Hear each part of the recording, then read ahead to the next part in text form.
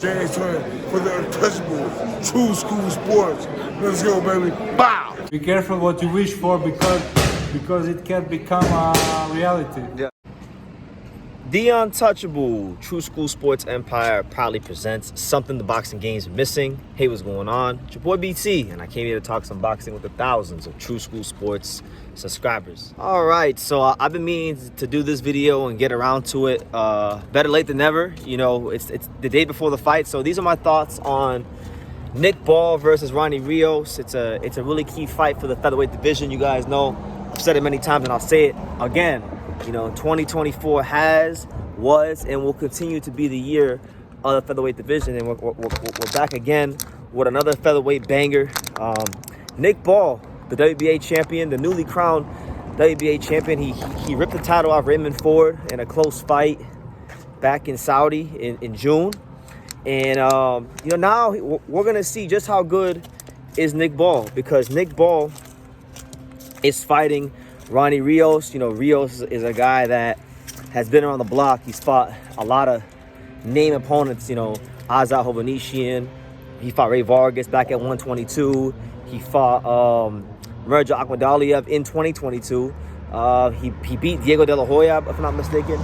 You know, they fought as well. So he's got a lot of experience. But Ronny Rios, for him, this is it. Like, he's 34 now. There's not going to be any more title shots coming his way at this point if he don't win this fight.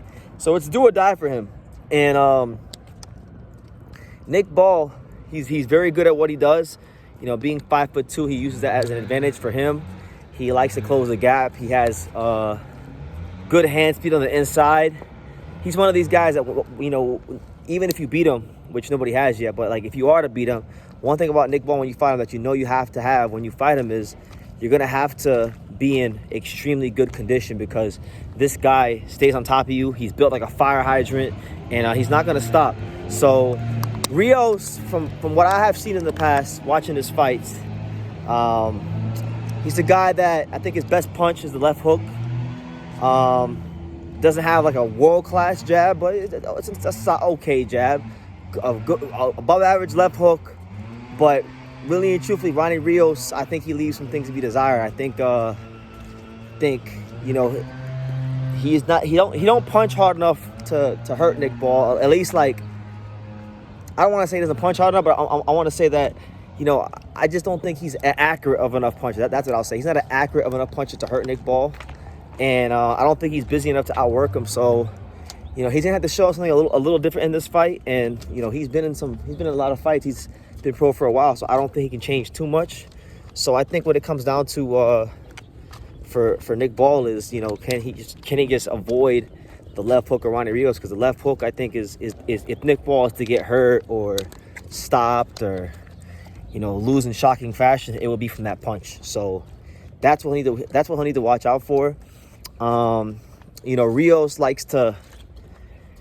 he does a lot of unnecessary movement at times. I think he throws single shots, and he's gonna need, if he's gonna throw single shots this fight, he needs to make sure that those single shots count. And I would expect him to do that. I would expect him to punch with a different type of conviction this fight, because again, you're 34 years old, you're on the road, you know that the odds are stacked against you, you know that this is gonna be the last dance for you. So go out there, and when this guy makes a mistake, because I'm gonna tell you one thing right now, Nick Ball, I like him, but Nick Ball, he throws himself out of position a lot.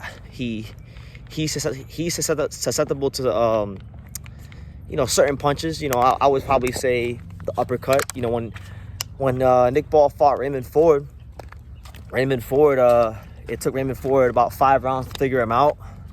But I think once he figured him out towards the middle of the fight, and he started touching him, you saw Nick Ball bloodied up. But I just think, you know, there were rounds where he was getting outworked, and Nick Ball put a lot of rounds in the bank early on, so it was a close fight, but Nick Ball did enough to win the fight. You know, could have went either way, but I think he did his share to win the fight. And being that Saudi British fighters have a lot of promotional pool in Saudi, basically when you're an American fighter and you fight a British fighter in Saudi, you might as well be fighting in Liverpool or London. It's damn near the same thing. So, you know, he wasn't going to get a decision there. But either way, look, Nick Ball has to come out here and he needs to make a statement. He's talking about he want to fight Inoue. He wants to unify the division. You know, he's right now. There's a lot up in the air because when you look at this weight class, every champion either has no defenses or is going for the first defense or has one defense. Ray Vargas has one defense, but that defense came in a draw when he fought Nick Ball. You know, Nick Ball. This is his first defense against Ronny Rios.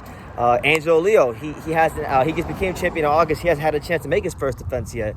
And Rafael Espinoza only has one defense against Sergio Trino Sanchez. So all these guys right now, they're very even as far as the champions are concerned.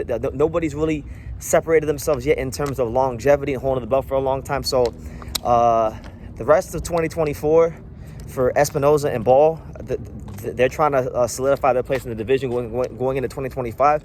But ultimately, 2025 is going to be the ultimate proving ground year for the featherweight division. And that's where we're going to see a bit of a separation from who's really who and who's real and who's not. So, yeah, I like this fight.